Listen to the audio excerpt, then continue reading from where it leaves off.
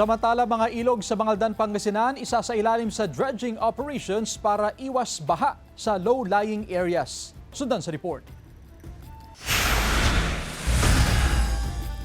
Ininspeksyon ng Provincial Engineering Office at lokal na pamahalaan ang mga kailugan sa Bangaldan, Pangasinan. Layo ng inspeksyon na matukoy ang lawak ng siltation na pagkaipon ng putik, basura at iba pang sagabal sa ilog.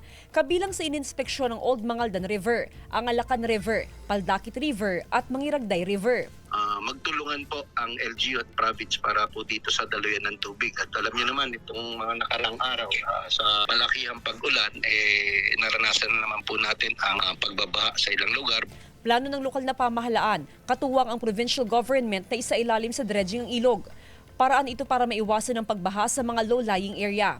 Pag ito ay na-implementa na, so hindi naman masyadong may hirapan ng ating mga heavy equipments and ating mga manpower later on. Kasi kung matatandaan nyo, just like a few months ago, diretso rin po ang poblasyon na nagsagawa ng kanilang declogging and also dito rin po sa ating pamahalaan. Ikinatuwa ng mga residente ang hakbang. Sana raw mapaaga pang schedule ng dredging operation sa mga ilog sa bayan, lalo na ngayong tag-ulan. Pinalilinis ni Kapitan na agad. Pinatatanggal niya. Yung mga ano, sir, Opo. Para yung daloy ng tubig diretso pa.